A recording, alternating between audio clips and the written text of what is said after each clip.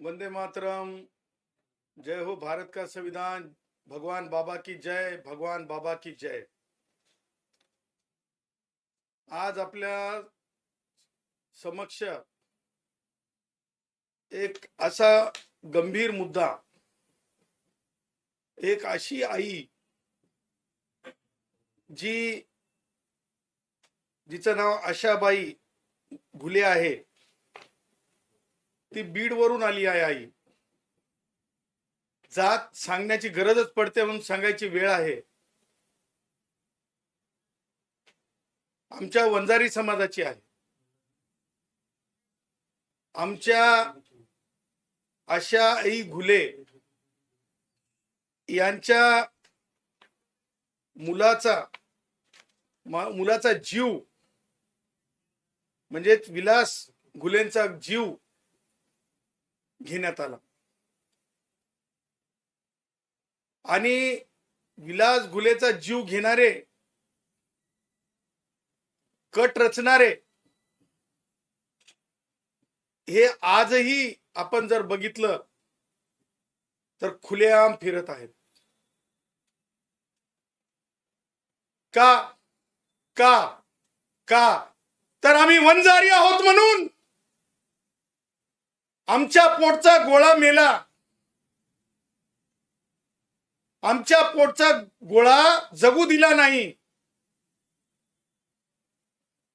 ह्याचं कोडं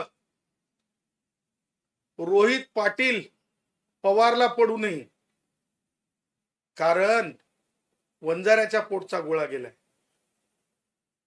सुप्रिया सुळे ताईंना पडू नये कोडं, कारण वंजाऱ्याच्या आईच्या पोटचा गोळा गेला। ही आई, हे कुटुंब, विलासला न्याय मिळावा, वंजारी युवकाला त्या न्याय मिळावा म्हणून खूप परेशान, खूप अर्जबाजारी करून, खूप प्रयत्न करून काल महाराष्ट्राचे पोलीस महासंचालक यांच्याकडे भेटीसाठी गेले। त्यांना भेटले।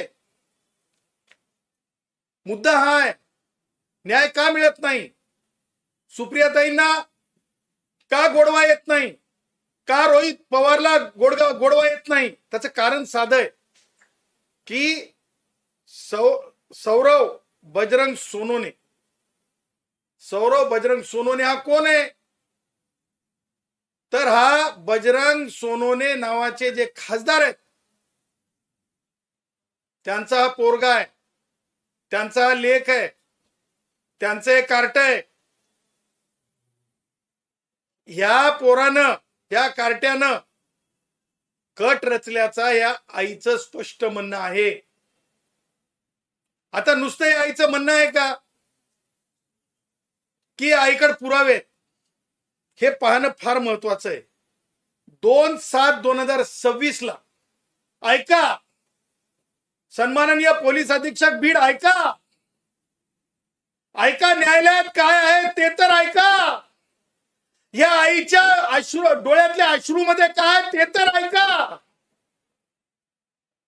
सुप्रियाताई आणि रोहित पवार हे काय महाराष्ट्राचे कर्ते करविते नाहीत। पोलीस अधीक्षक बीड, तुम्ही घाबरू नका,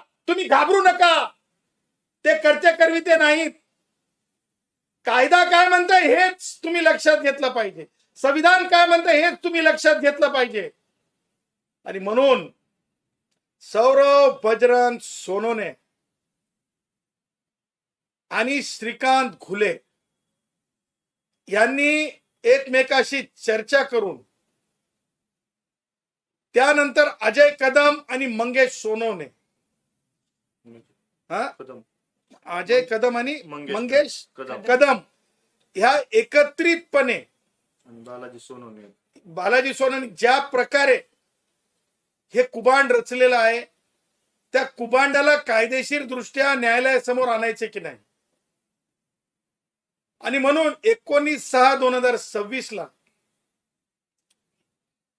ती जी तारीख आहे, त्या तारखेप्रमाणे जर आपण बघितलं तर त्या तारखेचा घटनाक्रम जर बघितला तर कटाच्या बाबतीतलं जर बघितलं आपण घटनाक्रम, तर तो घटनाक्रम माननीय ज्युडिशियल मॅजिस्ट्रेट फर्स्ट क्लास कोर्टामध्ये 8/7/2026 ला स्पष्टपणे 4 साक्षीदारांनी सांगितलंय, 4, की कशा प्रकारे कट रचला होता आणि त्या कटामध्ये सौरव बजरंग सोनवणे कसा सहभागी आहे.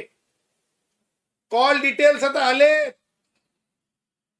प्रत्यक्षदर्शींचं म्हणणं आलंय, मय्यत ज्या वेळेस जीव जात होता विलास गुलेंचा, त्या जीव जाण्यापूर्वी आपल्या सख्ख्या भावाला त्यांनी सांगितलंय आणखीन काय पुरावा पाहिजे, आणखीन काय पुरावा पाहिजे एसपी साहेब.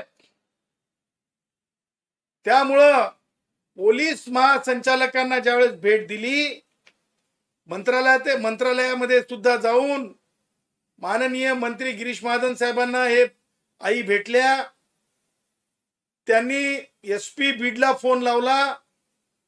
परंतु मुद्दा हा आहे की हे सगळे पुरावे असताना स्पष्टपणे अद्याप आरोपी बजरंग सोनवणेचा मुलगा होत नाही.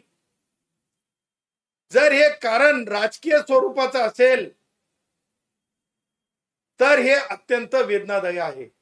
तुम्हाला मला सांगायचंय की ज्या प्रकारे म्हणजे रोहित पवार असेल, ज्या प्रकारे रोहित पवारनी जी जी हे केली आणि यांनी सुप्रियाताईंनी हे जर बघितलं तर सुप्रियाताई की कर्तृत्ववान खासदाराच्या बद्दल काही करता येत हे नाही बघा, म्हणून त्याच्या घरात घुसून त्याच्या बायकाट पोरांवर आरोप करते. इतकं गलिच्छ आणि पातळी सोडून राजकारण मी कधी पाहिलेलं नाही.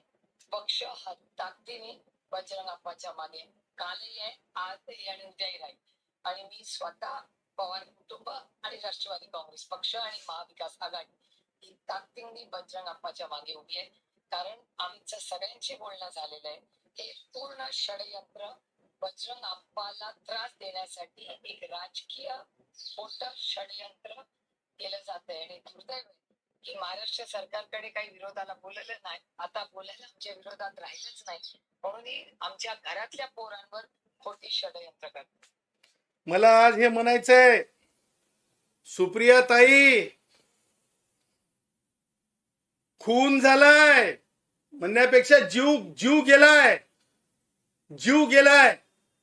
आणि जेव्हा जीव गेलाय तेव्हा जेव्हा गोळा स्वतःच्या पोटचा जाते तेव्हा त्या गोळ्याला जातीच्या पलीकड पाहायचं असतंय.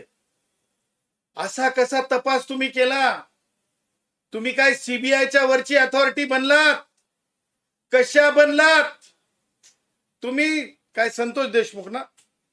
हा, संतोष देशमुख. ते संतोष देशमुख जे होते त्यांच्या दारावर गेल्या. मला म्हणायचं नाही ते मराठ्याचे होते. आमच्या वंजाऱ्याच्या दारावर याला कोण थांबवलं? माय सुप्रियाताई, कोण थांबवलं? आमचं दार वंजाऱ्याचं जमत नाही का आल्या नाही? काय झालं म्हणून? आई तुझ्या पोटचा गोळा गेलाय, मेला ज्या पोटचा गोळा कसं झाला म्हणून विचारणा का केली नाही? हे शहाणपण का सुचलं नाही? जात बघून घरात धुडायचे राहतात की जात बघून भावना व्यक्त करायच्या असतात? माय सुप्रियाताई, माझ्या सुप्रियाताईला लय राजकीय बोलणं येत आहे. मग ताई पार्लमेंट मध्ये म्हणती इतक्या विद्यार्थीचा जीव गेला, पण माझी ताई राष्ट्रवादी काँग्रेसचे वयोवृद्ध पुढारी शरद पवार यांच्या काळात 124 एसटी कष्टकऱ्यांचे जीव गेले. माझ्या ताईंना कधी माझ्या ताईच्या जिभेवर ते येत नाही, कारण ताईला त्या मृत्यूचं राजकारण करता येत नाही. आणि म्हणून त्याच प्रकारे रोहित पवार सुद्धा बीडमध्ये जातात. बीडमध्ये जाऊन रोहित पवार सुद्धा तशाच प्रकारे व्यक्त होतात. मला हे म्हणायचं आहे की या प्रकरणात अद्याप मग मी तुम्हाला 2 गोष्टी सांगू इच्छितो. आमचं म्हणणं नाही जातीवादी काही प्रश्न नाही, पण मराठ्याचं जर एखादं काही जीव गेला किंवा घटना घडली की सर्व पक्षीय मराठा पुढाऱ्यांनी, सर्व पक्षीय मंत्र्यांनी, मग जरंगेच्या आंदोलनात पोलिसांवर अन्याय झाला, तिथं काही घटना घडली तरी सर्व पक्षीय मराठा पुढाऱ्यांपासून, मराठा नेत्यांपासून, मराठा मंत्र्यांपर्यंत एकत्रित व्हायचं, रिंगण करायचं, मंत्र्यांचे राजीनामे घ्यायचे, भटक्या विमुक्ताचे, ओबीसीचे. परंतु तुम्हाला सांगतो, माऊली सोड, धनगर काय जीवाची किंमत आहे? धनगराचं लेकरू गेलं तर काय करायची? एसआयटी काय करायचंय? सीबीआय काय करायचंय?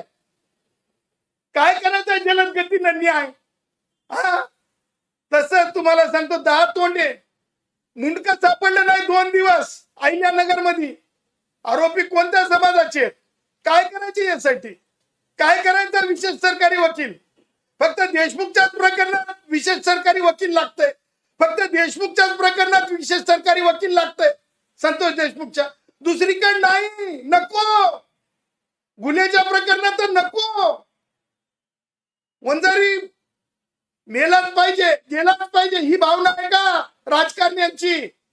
राजकारण्यांची म्हणजे एकूण मराठा, ज्या प्रकारे मंत्र्यांपासून मराठा ते स्थानिक राजकारण्यांपर्यंत न्यायच कसा मिळू नये अशा भानगडीतली ही गोष्ट आहे. ही विशेषता आहे. आणि म्हणून आमचं म्हणणं आहे, ज्या प्रकारे आई आपली भूमिका मांडत आहे त्या प्रकारे तिला न्याय मिळाला पाहिजे.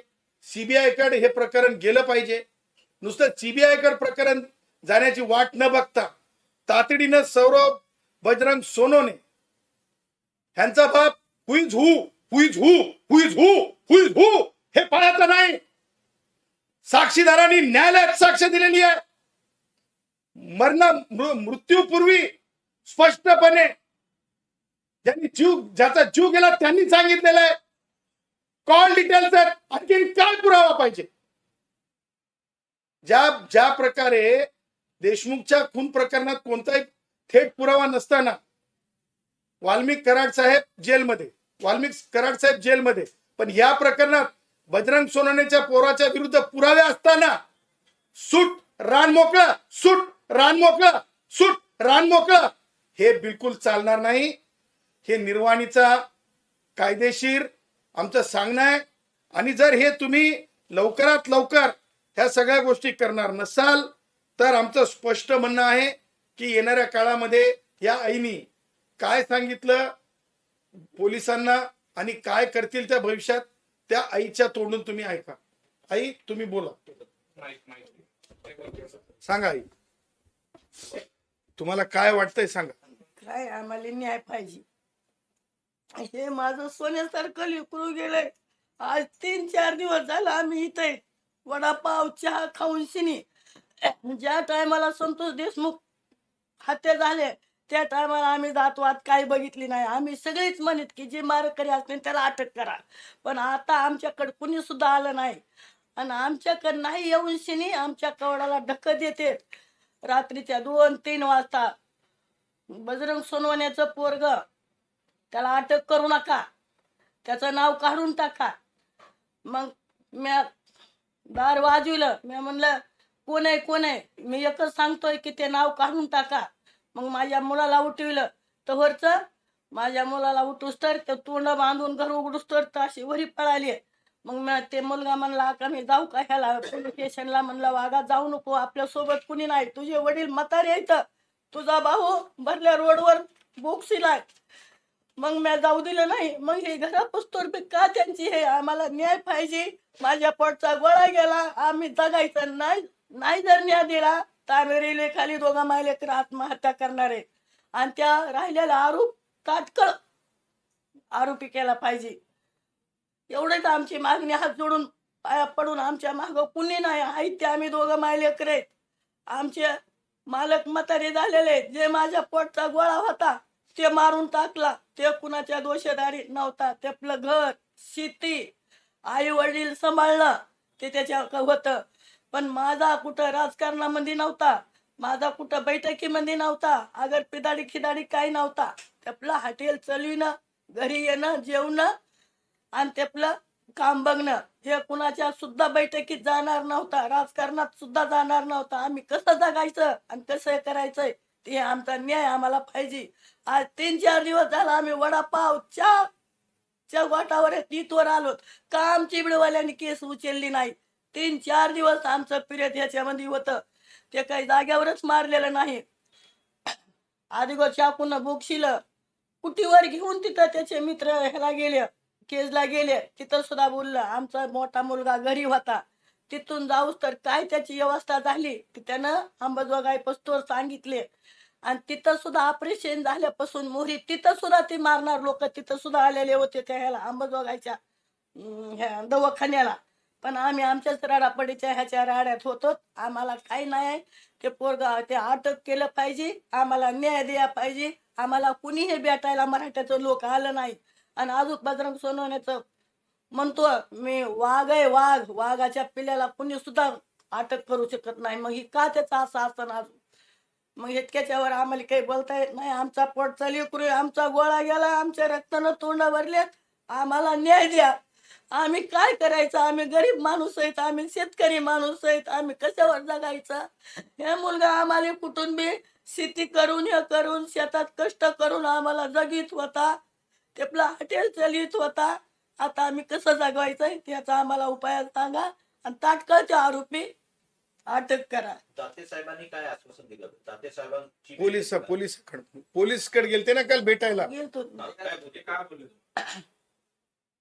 काय शेड का काय मला ते नाव येत नाही रे बाबू. ते सीबीआय ची मागणी केलेली आहे हो. आणि सीआयडी स्टेटची मागणी केलेली आहे.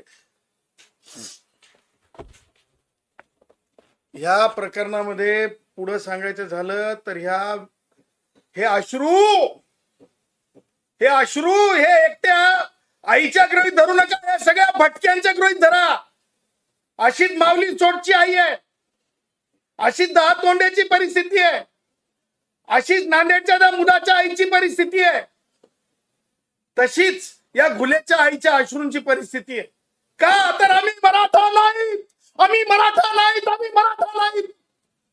त्या आईनं एक गोष्ट सांगितली ज्याची नोंद होणं आवश्यक आहे.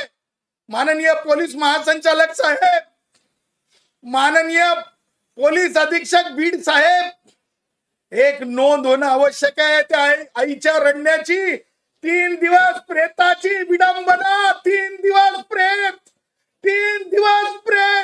एका लेकराचं पोटच्या गोळ्याचं 3 दिवस प्रेत.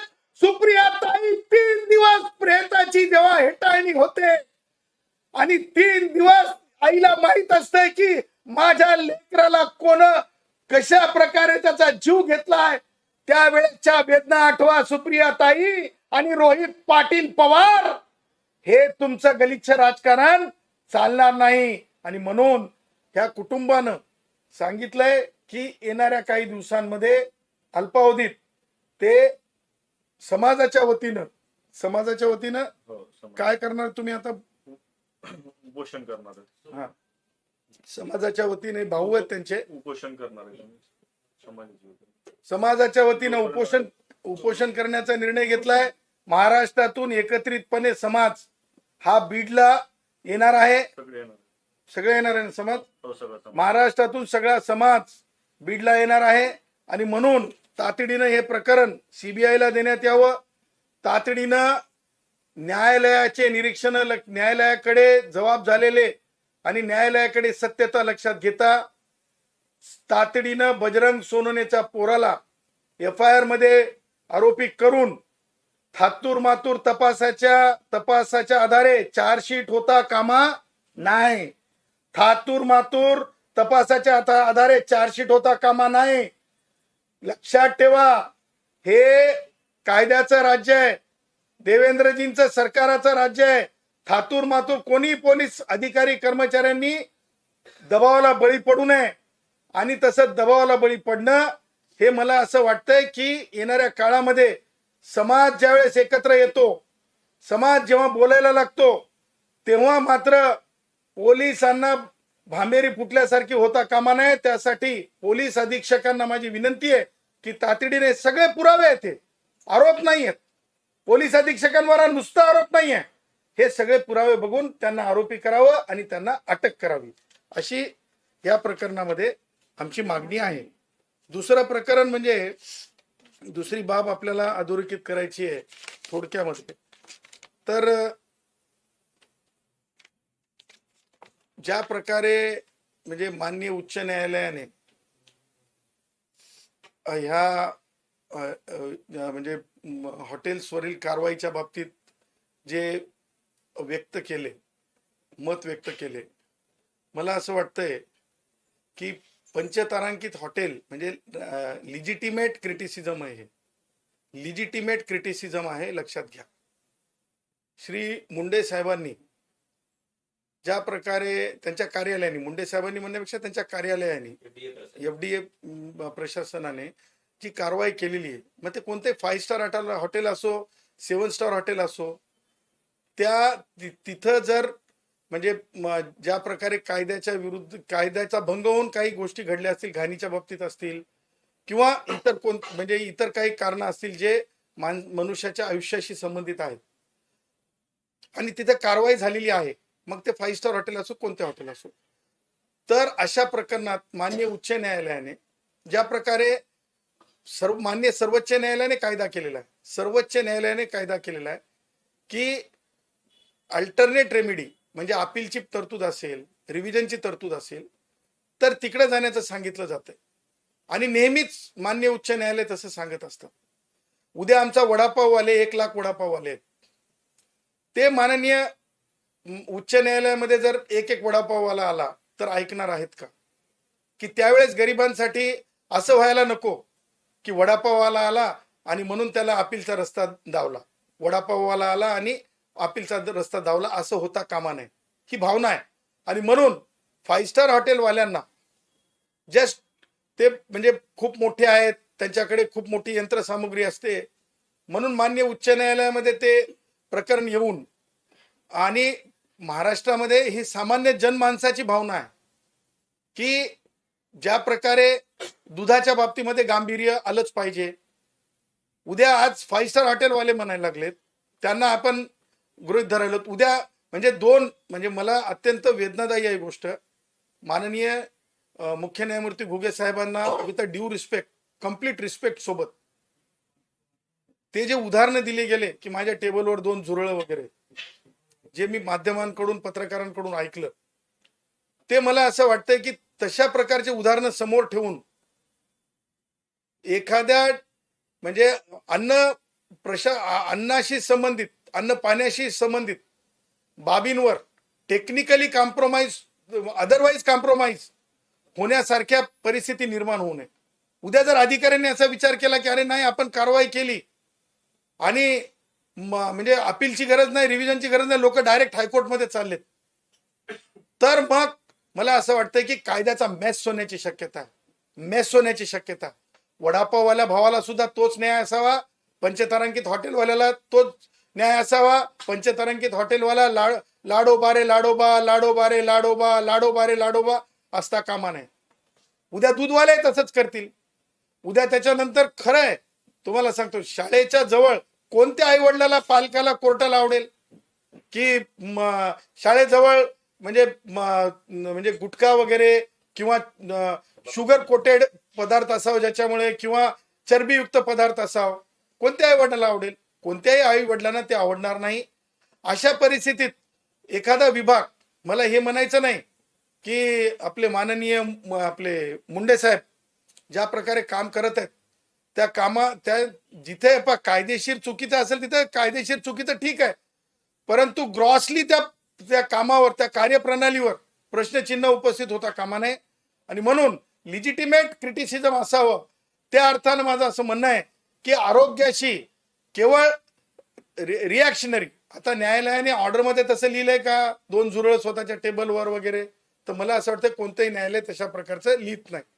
आणि म्हणजे त्यामुळं रिॲक्शनरी बाबींचा आज सोशल मीडिया आहे, त्याचा फायदा उद्या हे जे सगळे असे एलिमेंट्स असतात, समजा उद्याच्याला पंचतारांकित हॉटेलच आहे, तिथं जर म्हणजे काहीतरी कारणानं म्हणजे जेवण व्यवस्थित नाही, पाणी व्यवस्थित नाही, किंवा काही कारणानं हायजेनिक गोष्टीमुळं एखादा फॉरेनर जर आजारी पडला, त्याचं उत्तर आहे का? त्याचं उत्तर कोण देणार? ते पांचतारांकित हॉटेलचा मालक कोण आहे हे फार महत्वाचं ठरत नाही. कोणत्या देशामध्ये फॉरेनर बिमार पडला, देशाची बदनामी होते, राज्याची बदनामी होते.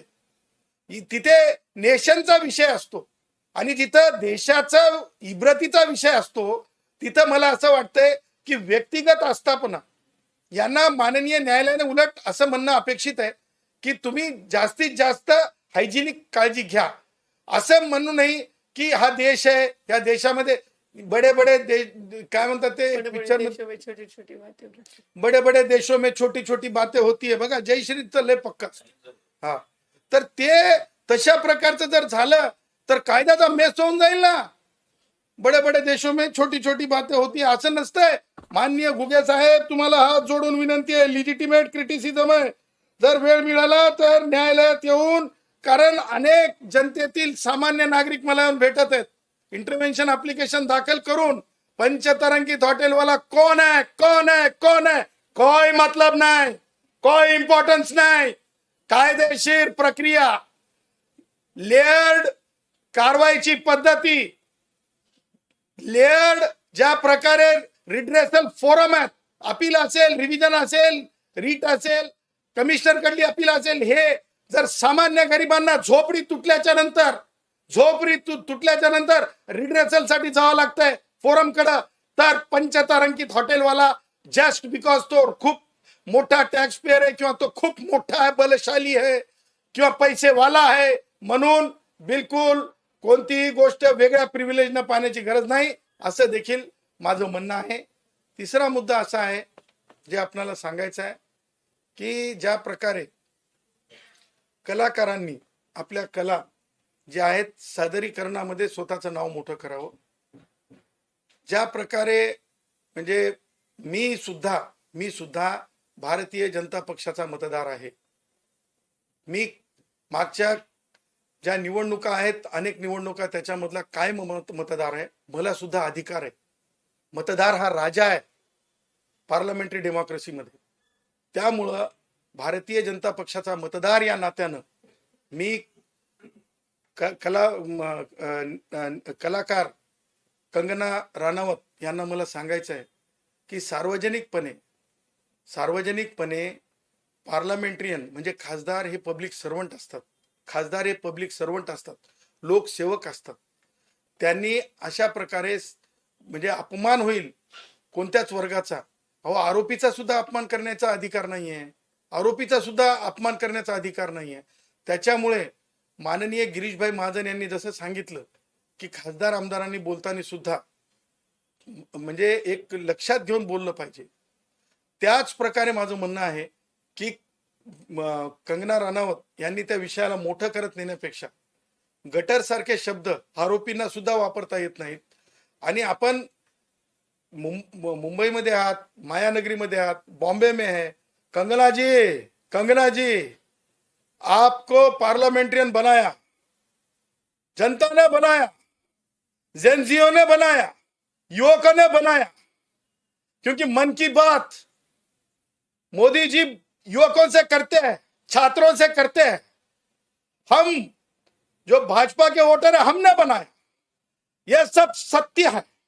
यह सत्य होते हुए किसी एजिटेशन के कारण तुम आमतौर पे जो एजिटेशन के अंदर सारे राजकीय पक्ष के विचारों के युतियां उसमें थी, युवक उसमें थी, उसमें कोई भी ऐसा नहीं था कि वो गैर है. बाजू के जो गैर है, जो गलत है, उनको सजा होगी, कड़वी सजा होगी, जो अगर से गलत नजरिए से देश के हित के विरोध में आए. लेकिन आमतौर पे जिस तरह से आपने अपमानित किया है जेनजी युवकों को, उसके अंदर भाजपा के विचारों के भी है. उनको इस तरह से अपमानित करने का कोई अधिकार नहीं, कोई सहूलियत नहीं है. इसलिए मेरा कहना है कि आप माफी मांगिए. माफी मांगने में कोई बुरा नहीं है. मैं आपसे आग्रह करता हूं कि आप पार्लियामेंट्रियन है. अरे जहां पर कानून किसी आरोपी को, किसी गुनहगार को अपमानित सार्वजनिक तौर पे करने का अधिकार किसी को देता नहीं है. ये तो अपने देश के छात्र युवक है, जो जो गलत है उनके बारे में आप चिट्ठी लिखिए, आप कार्रवाई की मांग कीजिए, लेकिन युवा युवतियों के बारे में बिल्कुल ये आप नहीं करना चाहिए। आपने माफी मांगनी चाहिए और मेरा ये कहना है कि आप माफी मांगेंगी, क्योंकि कलाकार ओपन माइंडेड होना चाहिए। कलाकार कोई ब्राह्मण, कोई मराठा, कोई पिछड़ा, कोई आदिवासी जात के साथ कलाकार नहीं होता है। कलाकार तो कलाकार होता है, कलाकार की एक जात होती है। पार्लियामेंट्रियन की भी एक अपनी संविधान से जुड़ी, घर में कोई भी जात हो, कंगना जी, पार्लियामेंट्रियन की एक जात होती है, उसे कहते हैं संविधान वाली जात। संविधान वाली जात होती है, घर में कोई भी जात हो, लेकिन पार्लियामेंट्रियन को पब्लिक लाइफ के अंदर संविधान की जात के साथ ही जीना होता है। ये मैं जानबूझ के इसलिए कह रहा हूं कि मैं भी मेरे जैसे हजारों लाखों लोग, करोड़ों लोग भारतीय जनता पार्टी को वोट दिए है, कल भी देंगे क्योंकि मोदी जी का काम है, कल भी देंगे क्योंकि देवेंद्र जी का काम है। लेकिन कंगना जी, आप जैसे गलत शब्द के उच्चारों की वजह से अगर युवा युवती परसेंटेज के अंदर नाराज हुए तो आपकी टीआरपी तो छोड़ दो, वो टीआरपी आपका फेल होगा तो प्रोडक्शन हाउस फेल होगा, प्रोडक्शन हाउस बर्बाद होगा। लेकिन आप लोकतंत्र के अंदर भाजपा को जो विश्व में स्थान है उसको आप डिस्टर्ब करने की, डैमेज करने की बिल्कुल कोशिश मत करना। ये आखिरी सुझाव है आपको।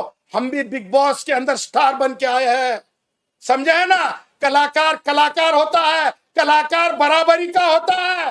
तुम किस राज्य से आते हैं ये इंपॉर्टेंट नहीं है, देश के अंदर तुम अपनी किस तरह से भाषा रखते हो ये इंपॉर्टेंट है। आपके भाषा को हमने सख्त और सख्त तरीके से जवाब दिया। तुमचं म्हणणं आहे की माफी मागावी कंगना. बिलकुल माफीच मागितली पाहिजे, कारण हा भारतीय जनता पक्षाच्या वोटरची मागणी आहे, हे मोदीजींच्या चाहत्यांची मागणी आहे, हे मोदीजींच्या जेनजींची मागणी आहे। कारण लक्षात घ्या की तुम्ही एखाद्या अँटी सोशल एलिमेंट असेल तर त्याच्या बाबतीत तुम्ही तक्रार करा, रिड्रेसल ग्रीवेन्स करा, परंतु तुम्ही जनरली विद्यार्थ्यांना, युवतींना असं नाही होत।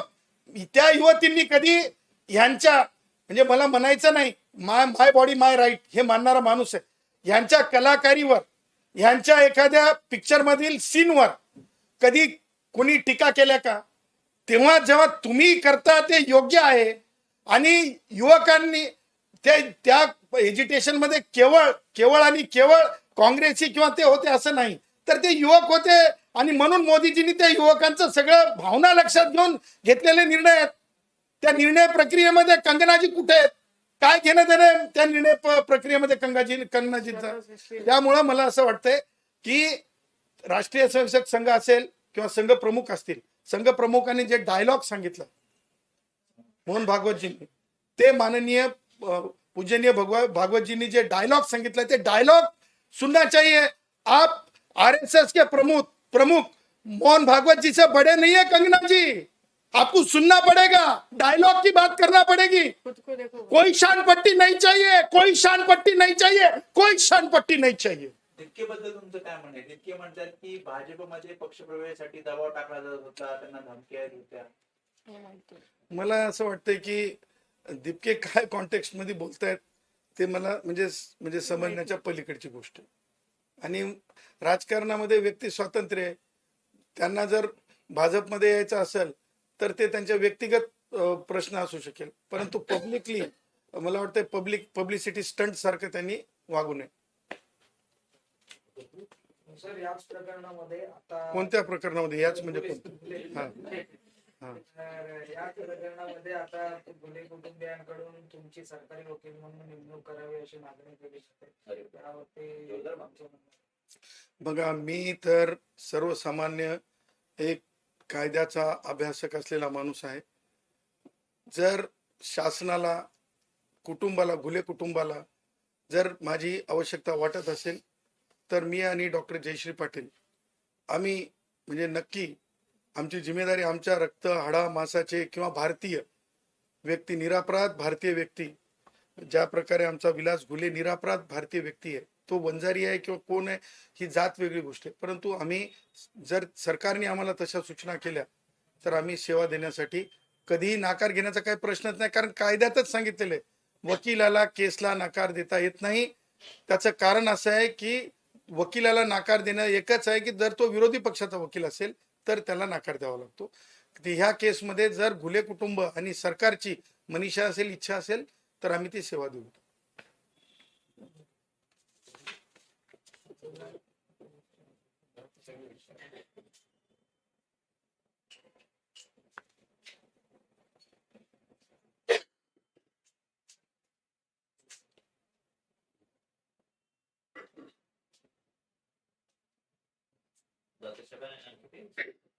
नाही 8 दिवस म्हणजे किती दिवसाची वेळ मागितली? 2 दिवस 2 दिवसाची वेळ मागितली. 2 दिवस मान्य श्री सदानंद दाते साहेबांनी 2 दिवसाची वेळ मागितली. आई, ठेव. कुठं दरंडे तरी आम्हाला भेटायला आला, इतकं दुःख होऊन सिनी. जरंगे भेटायला आला ना, थोडं दुःख होऊन. ते काय कुठला बॅरिस्टर आहे का? जाऊ दे.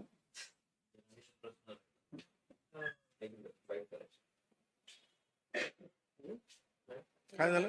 जरांगेंचा प्रश्न पुन्हा उपोषणाला बसणार. गणपती आले कीच बसायचं गरजेचं. लोक इतकं सणाच्या याच्या मूड मध्ये असतात. कोणतीच ऑगस्टपासून परत ते उपोषणाला बसणार. त्यांचं म्हणणं आहे की हैदराबाद गॅजेटनुसार प्रमाणपत्र द्यायला सुरुवात केली पाहिजे. ते हैदर, ते निजाम आणि त्या जरंग्याची दाढी, त्याच विचारात गुरफटलेला माणूस, संविधानाची काही पूर्ण माहिती करून घेण्याच्या भानगडीत कधीच नसलेला व्यक्ती, आणि आमचे काही पुढारी त्याच्या नादाला लागतात आणि नादाला लागून तो भरी जातो. आता मला असं वाटतंय ही नवीन इनिंग त्याला कोणतरी खेळायला लावणार आहे, कारण गणपती बाप्पा मोर्याचा येणारे दिवस आहेत, त्याच्यानंतर देवीचे दिवस आहेत, वर्षावासाचे दिवस आहेत बौद्धांचे. ह्या सगळ्या कालावधीमध्ये जाणून बुजून त्याची एक नवीन इनिंग जरंगे की इनिंग चालू होगी. क्या पता कोल्हापुर का टेंडर क्या तीसरे किसी पार्टी को मिला, क्या पता कोल्हापुर का टेंडर क्या तीसरे किसी पार्टी को मिला.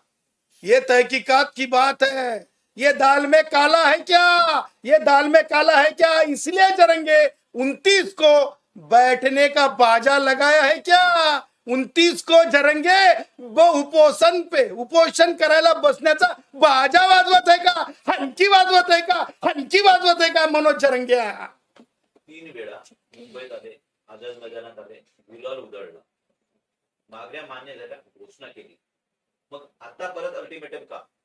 एकनाथ शिंदे साहेब खूप चांगलं सांगू शकतात, कारण एकनाथ शिंदे साहेब म्हणजे मनोज जरंगे यांची खूप चांगली आयडिओलॉजी आणि अंडरस्टँडिंग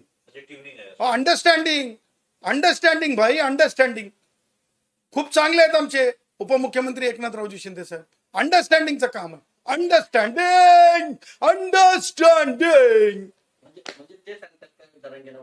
अरे बाबा का नाही सांगा. उपमुख्यमंत्री त्यांना म्हणजे मराठा समाजाचा प्रश्न आहे, त्यांनी शपथ खाल्लेली आहे, त्या शपथेला जागत असतील, मिळत नाही तरी बी बोलावंच लागत असते. कसं देता येईल मला सांगा, कोण देऊ शकते. एक माननीय उपमुख्यमंत्री एकनाथ शिंदे साहेब एकही व्हॅलिडिटी सही करून देऊ शकतात का? एकही व्हॅलिडिटी सही करून देऊ शकतात का, माझा प्रश्न आहे. देऊ शकत नाही तरी त्यांनी शपथ खाली आझाद मैदानावर. राजकारणी आहेत, राजकारण्यांनी योग्य राजकारण करावं, त्यांना ते राजकारण योग्य वाटते ते त्यांनी करत असतील.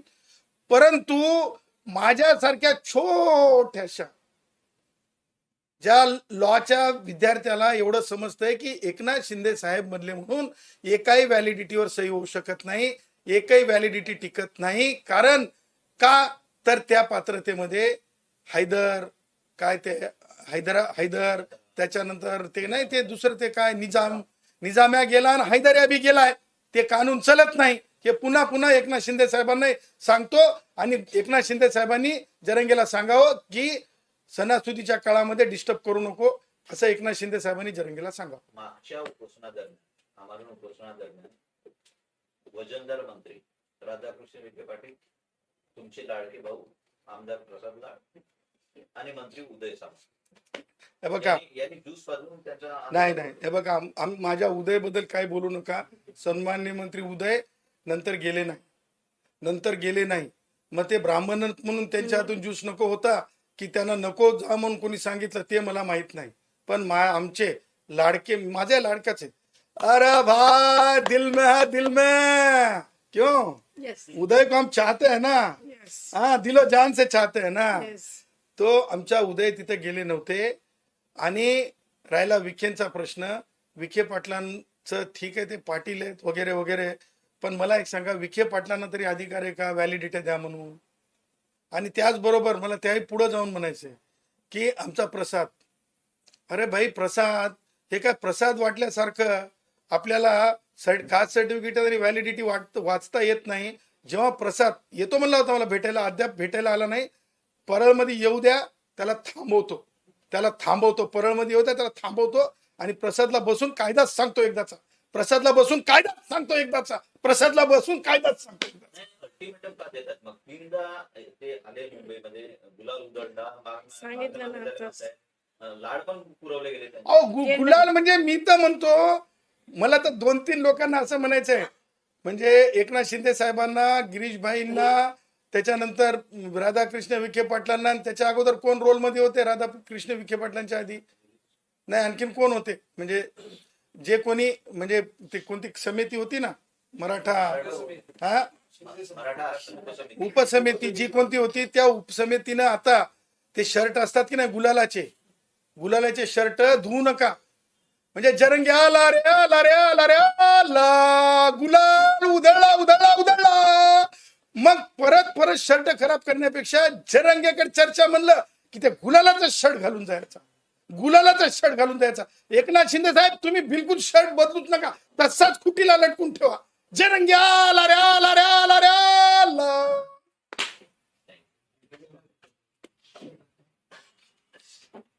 कुठेही स्पर्धा चांगला आहे. हा कुठे